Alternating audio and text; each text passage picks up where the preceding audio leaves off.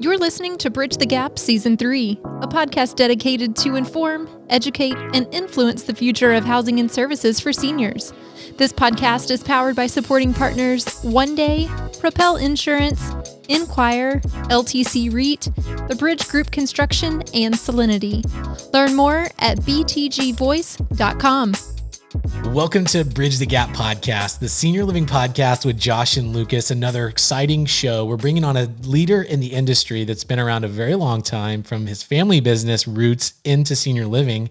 We want to welcome the CEO of Frontier Management, Greg Roderick. Welcome to the program. And thank you so much for having me. Awesome. Well, it's been great to get to know you recently, and your business continues to grow and expand in so many different directions.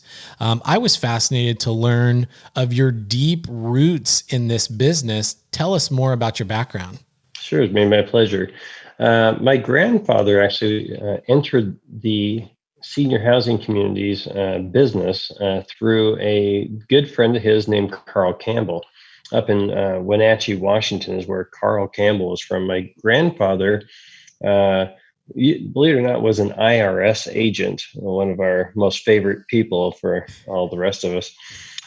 He realized in his auditing that the nursing home business, back then convalescent hospitals, was a great place to find kind of relatively a tax haven of sorts.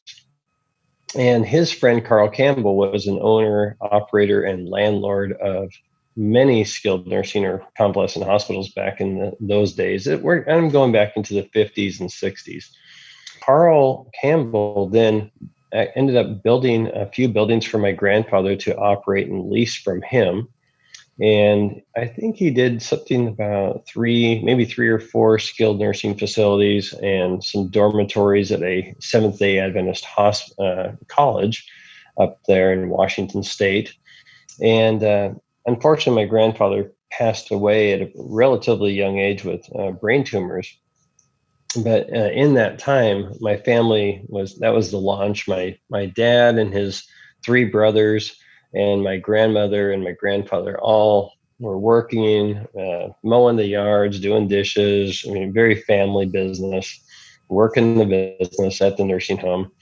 And so that was where my father learned from his dad and his mother the space. So fast forward a number of years, my father went to college and met his best friend, Bill Colson, who later started Holiday. They met in college. My dad went on to do some Army Reserve and worked for General Electric Credit Corp, GECC, and was into equipment leasing. Well, while he was doing that, and Bill Colson, his best friend, was working for his father as a home builder and so forth, they later came back together and realized there's a way to get back into the senior housing business. So they went to Carl Campbell once again and said, we'd like to see if you would launch us and build us some buildings and lease us some buildings. And Carl was gracious enough to do that. Well, they went off and they did quite a few, maybe 30 or 40 of them. Carl Campbell and Vic Lund later, they founded a company called CamLou. CamLou is Cam for Campbell, Vic Lund was the Lou. And they included my dad and Bill Colson, a few other great folks, to expand this new concept of CamLou's, which were the earliest of retirement homes. And my dad and Bill rolled those out with Carl and Vic and had a great run at it, but it was tough. It was a new concept. It was not need driven, it's meals and activities and utilities with a live-in manager, very new. Took some real marketing to get those things going. But Bill Colson just loved it. He thought that was the coolest thing in the world. There's no state regulators. Kind of felt better to him. My dad loved the lower risk of the nursing homes and the reimbursement. Excuse me. And so they decided to split ways, and Bill took most of the retirement. My dad took pretty much all the nursing homes. Excuse me. And so off they went, and Bill started holiday retirement with his new business, and my dad kept going with his. And just a few years later, my dad sold. Maybe 8 or 9 years later, he sold the Beverly Enterprises. I think today is called Golden Age, and it had a windfall of money. And before he sold, my brother and I were kids, and we were working at the buildings. And the last job I had with my dad, he had me digging ditches at a construction site. Couldn't ever figure out why I was digging ditches when there's equipment that would do that at that point. The Industrial Revolution had actually created equipment for that. But I think he just wanted to give me some real work ethic, which he did, and that was great. And so I learned the construction side. But over the dinner table, we had everybody in the industry, coming over for dinner, going to their houses for dinner, hanging out with people, and even our grade school, frankly, was excuse me, mostly healthcare kids and retirement home kids, skilled nursing. It was an Adventist school, and I went to school with Bart and Brad Colson, Bill's kids, and the Killen family, and just a lot of senior housing people. Went to the same grade school. It was really fun. Kind of give us a little bit of a odd view on life. We all thought that the whole world was based on healthcare. So it was until my teens I realized people do other things.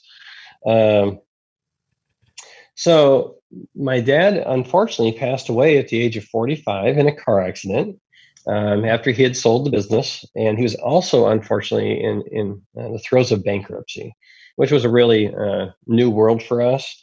We had been raised in a very comfortable environment, and but the bankruptcy really taught us a lot of good things. Be appreciative and don't take anything for granted. Work hard, save hard. Diversify. And so at the age of 20, my dad had just passed away, and we were completely broke. Good news for me, I'd been to college for a year, but I had to quit to help fund myself, my dad's lifestyle, etc., through his bankruptcy. But after he passed away, I called up Bill Colson, and fortunately for me, Bill was gracious enough to take the call. He allowed me some time to meet with one of his regionals, and at 20 years old, I actually moved into a retirement home in Beaverton, Oregon, where I became the assistant manager. I beat a couple of other people out in the interview process, and I was pretty motivated to work because I was days away from being homeless at that point, and it was a very humbling experience. But I worked really hard for Bill, and he saw me put the hours in, keep the building full, on budget, etc.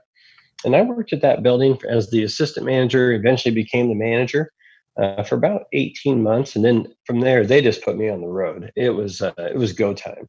So I was out there marketing properties, opening buildings, turning buildings around. Eventually, I got involved with the RTC, the Resolution Trust Corporation asset portfolio that they had acquired. And I was in charge of turning around 9 of the 27 buildings that we took over a 12-month period.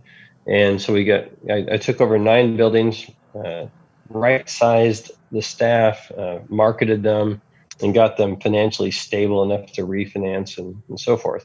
But eventually, in that transition, I became the regional for operations in the state of Florida. And I'm a kid from Salem, Oregon. So that was like, I was so excited. I was like, oh my goodness, it's so warm and nice here. And along the way, I had met a girl at one of these transition takeover buildings, and I ended up marrying that girl. And before we even went out, I told my boss at Holiday, you should really move me soon because I'm probably going to start seeing somebody. And she works at the building, and my regional was going, "Oh, don't do that. That's bad. That's bad." I'm like, "Well, then get me out of here, and I won't go out if you get me out of here." Well, they didn't find another place for me to take over or anything quick enough. So I went out with her. 3 weeks later, we were engaged. A year and a half later, we were married, and we moved to Florida and built a house and took over the region.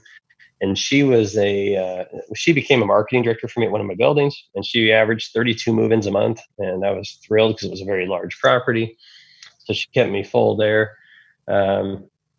Eventually, after 6 years at Holiday Retirement, I got moved. I got recruited by a friend of mine named Eric Jacobson, who's still a very good close friend of mine, who is the CEO of Seasons Management in Lake Oswego, Oregon. He and I worked together at Holiday for a number of years, but he recruited me to come over with him to a company called Regent Assisted Living, which is today Bowen Senior Living. We had 3 buildings, and I became the VP of operations for just 3 buildings, but we grew it to 35 over the next 5 years. And we grew it. We took it public and took it private, but it was really a dynamic opportunity to grow through development, a little bit of acquisition, a senior housing portfolio of all assisted living and or memory care, even freestanding memory care, which was kind of some of the early days in that. After 5 years there, I was recruited to become the CFO. And you've probably figured out I'm not an accountant. I do not have a college degree. I was like, "Oh, CFO, huh? That's sure. That sounds great." The first day job, it was fine. It was nice. Everyone was really friendly. The second day on the job, they came clean and said, "Hey, look, we have no money. We need millions of dollars, and you need to go out and find it." And I'm like, "Okay, well, what did you know?" So they needed about $3 million to avoid bankruptcy in the next couple of days. So I had to, as the CFO, my job was quickly, I realized these guys need tons of money and we need to wind down the business. So I got a hard money loan, which is, hopefully you or none of your viewers have ever had to use hard money, but when they say it's hard money, it's the tough stuff.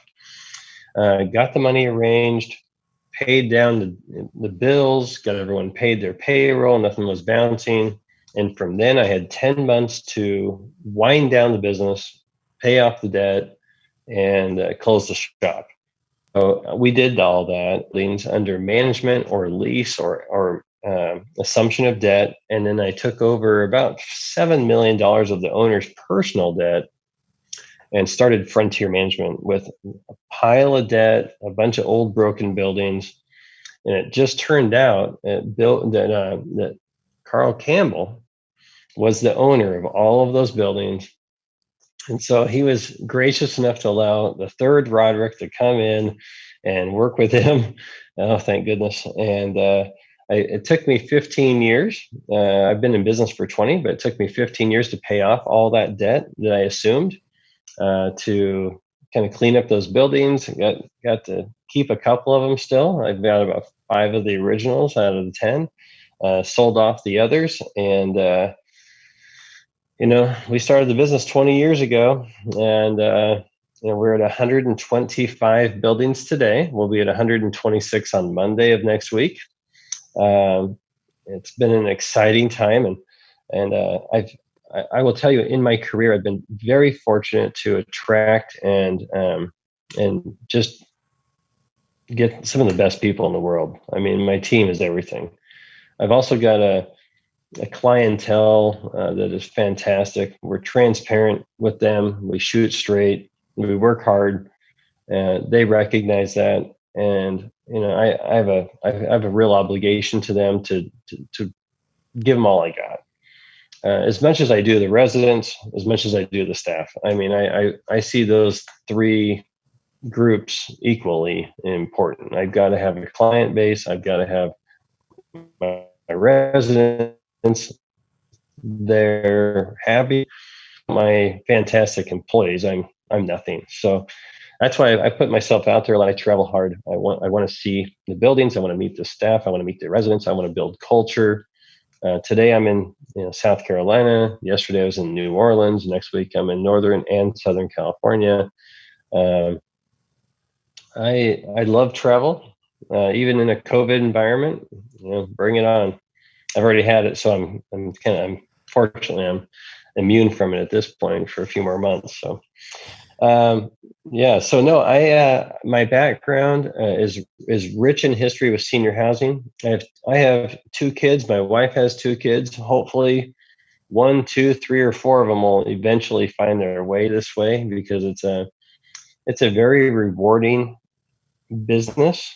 It is hard work, but there's the feel good is incredible. I mean, you get to go to bed every night knowing you actually had an impact on a life or many lives. And I don't know many industries like that other than, per se, not for profits. So I'm very fortunate that way. Do anybody have any questions at this point? I'm 52 years old, incidentally. So I mean, I've been doing this 32 years. So. Well, I'll tell you, Greg. So that is an amazing story. Thank you for sharing that. I see now why Lucas was able to have a dinner with you and learned, I think, probably a lot of that and a lot more. And he said, we got to have Greg on the show. I can see why. So DNA that you have is definitely senior housing, healthcare, and what a vast array of experiences you've had that give you a unique perspective right. on the history of our industry. I know our listeners probably have all kinds of questions. So Lucas and I we'll take a couple of minutes here to maybe guess what some of those questions might be. But I'll tell you, one of the things I would like to just personally know your perspective on, and I'll hit the first one. So Lucas and I have often talked about kind of the unique situation our industry appears to be in right now with this sort of transitioning of not only a generational transition from kind of the greatest generation to the boomer generations that aren't quite here yet, but they're kind of coming, but also a leadership transition to where a lot of our founders, folks that have been in the industry and like you have had it in their DNA their whole lives, that have blood, sweat, and tears built this industry. And then you see this young group coming in eager. They never had heard of senior living before, but now all of a sudden they've landed in it somehow and are loving it. And they're eager to see things change. And there feels like there's this healthy friction of passing of the mantle or mentorship. What's your unique perspective on where we are as an industry in those categories? Yeah, it's a great question. I think that it's something that we're all talking more and more about, frankly, is who's the next generation of leaders that are going to take over or start their own businesses. I've been in a very unique position. I know a lot of people, obviously, from the industry, and from time to time, people will even come to me and say, "Hey, I want to start my own company," and it's immediately exciting. And I've helped 3 or 4 folks out there start their own companies in our space. Where, for a good example, if I see that they've got the talent and passion for it, and the willingness to really work hard, I'll start maybe pushing some business their way that I wouldn't normally take anyway. But it needs a good manager or a good management company. So I've helped a number of folks launch their businesses. A good friend of mine, Kevin Benema, with Charter Senior Living, he and I had an introductory dinner together. Our wives were with us, and we had a great time, just connected on such a good level.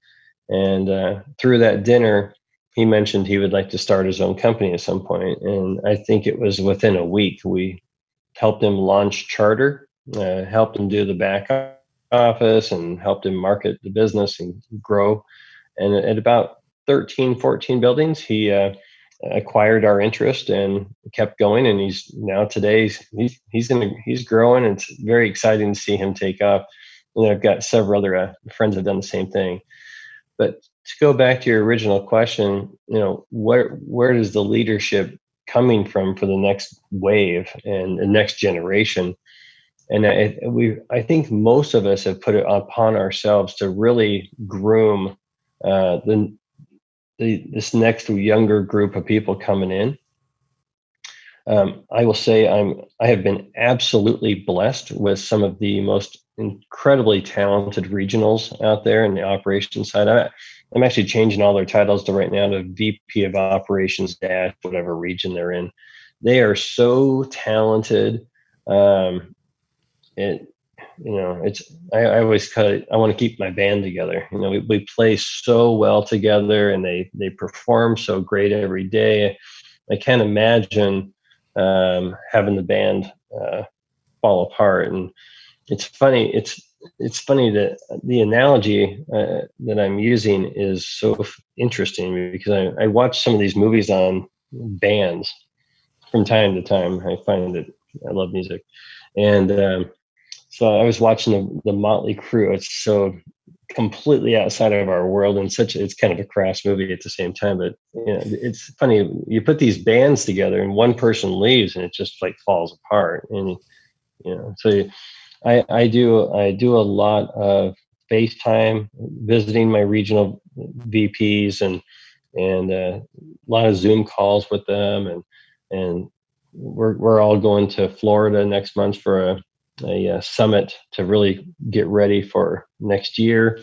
But spending time, investing time in your people, there's no greater place that you can put your time than in visiting properties, but with your team members. And I see executive directors coming into our company that we can groom them. I've seen marketing directors and nurses and business office managers that you can see they've got that skill set where we can keep providing them opportunity. If they're committed to the industry, we can give them those opportunities.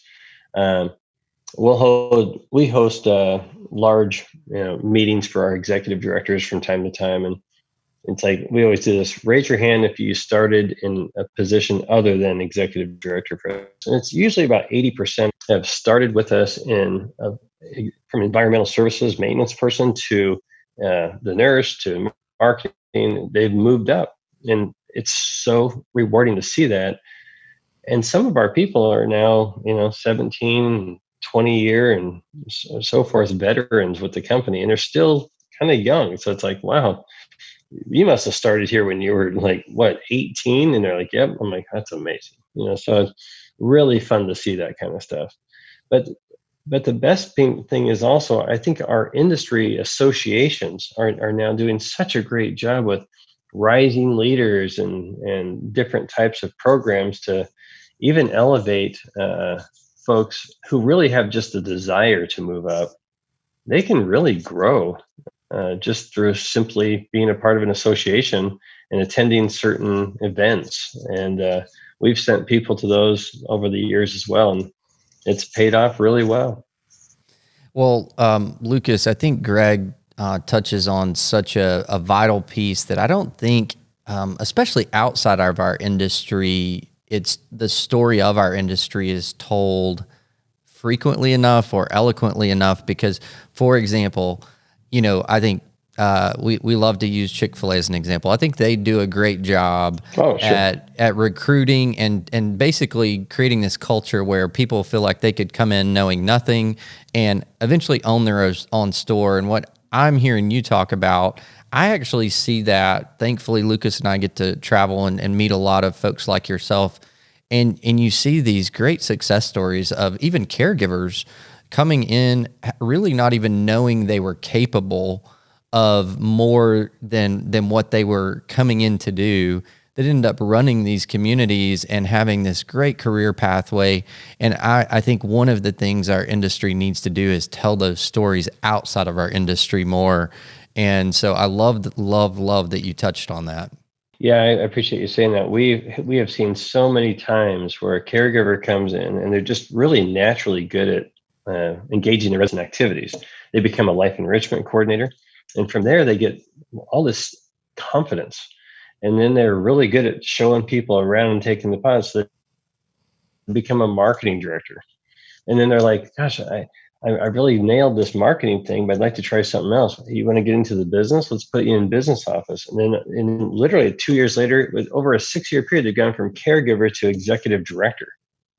Yeah. And it's like, how great is that? And I don't know how many industries you can do that in. I mean, probably you can, but this is real exciting. I mean, like I always tell my kids, our industry has so many options. If you want to be a chef, if you want to be a hairdresser, if you want to be an accounting person, if you want to be a marketing person, you can kind of find your way here. And I kind of always go back to team sports also.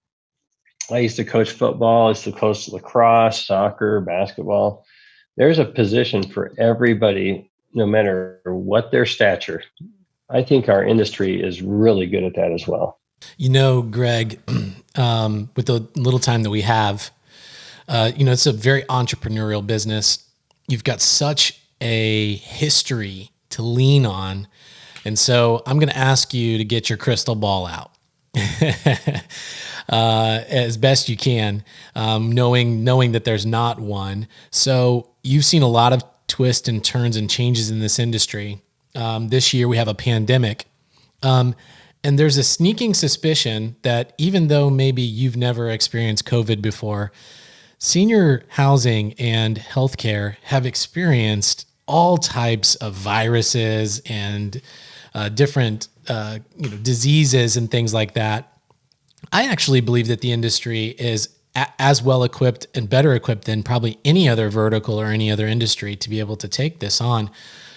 Where do you think that the industry goes and shifts as we close out 2020 and go into 2021? What does next year look like for senior living?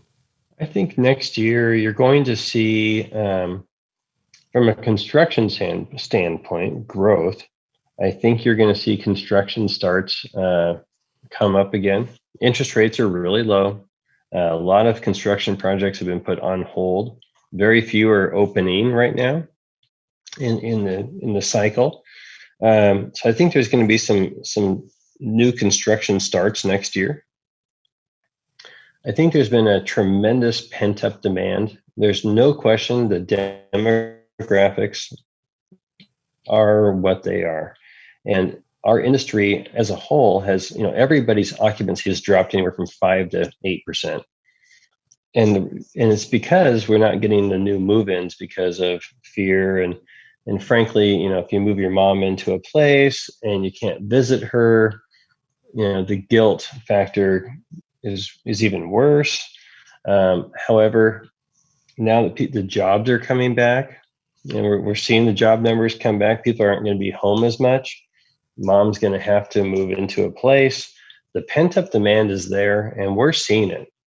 We're starting to see upward momentum in occupancy, slow, albeit, but it's moving up. Where that last 7 or 8 months, it was going down. So it's really nice to see the shift.